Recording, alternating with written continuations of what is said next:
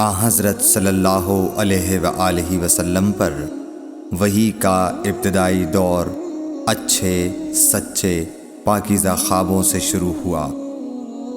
آپ خواب میں جو کچھ دیکھتے وہ صبح کی روشنی کی طرح صحیح اور سچا ثابت ہوتا۔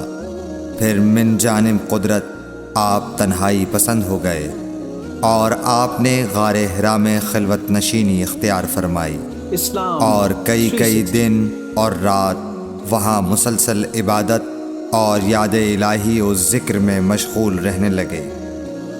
جب تک گھر آنے کو دل نہ چاہتا توشہ ہمراہ لیے ہوئے وہاں رہتے۔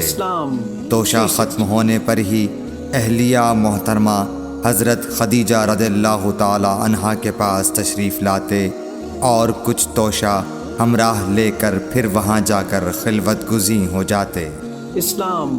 یہی طریقہ جاری رہا یہاں تک کہ آپ پر حق منکشف ہو گیا اور آپ غار حرا ہی میں قیام پذیر تھے کہ اچانک حضرت جبرائیل علیہ السلام آپ کے پاس حاضر ہوئے اور کہنے لگے کہ اے محمد پڑھو۔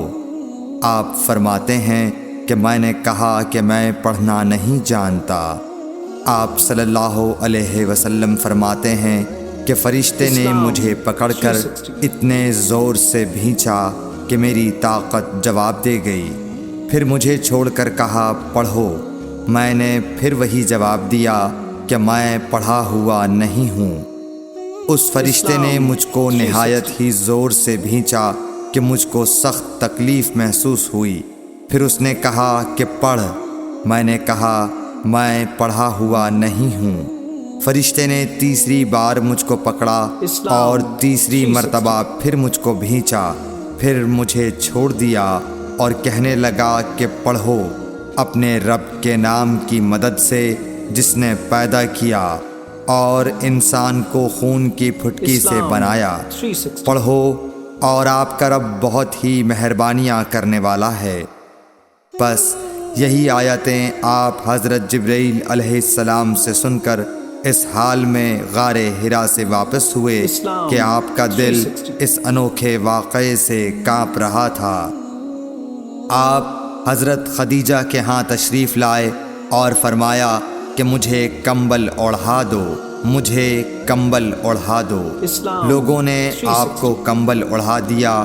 جب آپ کا ڈر جاتا رہا تو آپ نے اپنی زوجہ محترمہ حضرت خدیجہ رضی اللہ تعالی عنہا کو تفصیل کے ساتھ یہ واقعہ سنایا اور فرمانے لگے کہ مجھ کو اب اپنی جان کا خوف ہو گیا ہے۔ آپ کی اہلیہ محترمہ حضرت خدیجہ رضی اللہ تعالی عنہا نے آپ کی ڈھارس بندھائی اور کہا کہ آپ کا خیال صحیح نہیں ہے۔ اللہ کی قسم آپ کو اللہ کبھی رسوا نہیں کرے گا۔ آپ تو اخلاق فاضلہ کے مالک ہیں۔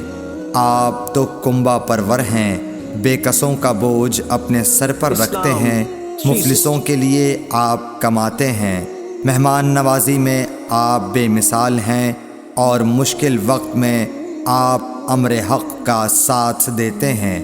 ایسے اوصاف حسنہ والا انسان یوں بے وقت ذلت و خواری کی موت نہیں پا سکتا۔ پھر مزید تسلی کے لیے حضرت خدیجہ رضی اللہ تعالی عنہا آپ کو ورقہ بن نوفل کے پاس لے گئیں جو ان کے چچا زاد بھائی تھے اور زمانہ جاہلیت میں نصرانی مذہب اختیار کر چکے تھے اور عبرانی زبان کے کاتب تھے۔ چنانچہ انجیل کو بھی حسب منشائے خداوندی عبرانی زبان میں لکھا کرتے تھے۔ انجیل سریانی زبان میں نازل ہوئی تھی، پھر اس کا ترجمہ عبرانی زبان میں ہوا۔ ورقہ اسی کو لکھتے تھے۔ وہ بہت بوڑھے ہو گئے تھے، یہاں تک کہ ان کی بینائی بھی رخصت ہو چکی تھی۔ حضرت خدیجہ رضی اللہ تعالی عنہا نے ان کے سامنے آپ کے حالات بیان کیے اور کہا کہ اے چچا زاد بھائی، اپنے بھتیجے محمد صلی اللہ علیہ وسلم کی زبانی ذرا ان کی کیفیت سن لیجئے۔ وہ بولے کہ بھتیجے آپ نے جو کچھ دیکھا ہے اس کی تفصیل سناؤ۔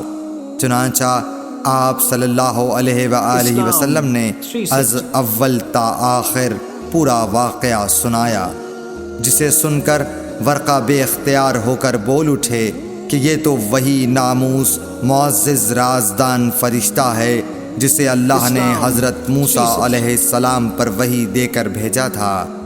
کاش میں آپ کے اس عہد نبوت کے شروع ہونے پر جواں عمر ہوتا، کاش میں اس وقت تک زندہ رہتا جب کہ آپ کی قوم آپ کو اس شہر سے نکال دے گی۔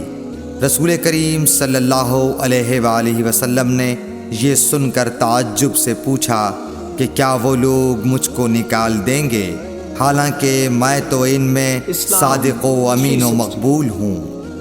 ورقہ بولا، ہاں یہ سب کچھ سچ ہے، مگر جو شخص بھی آپ کی طرح امر حق لے کر آیا لوگ اس کے دشمن ہی ہو گئے ہیں۔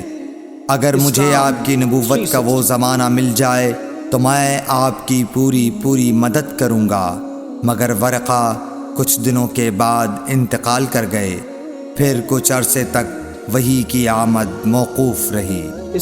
صحیح بخاری حدیث نمبر 3۔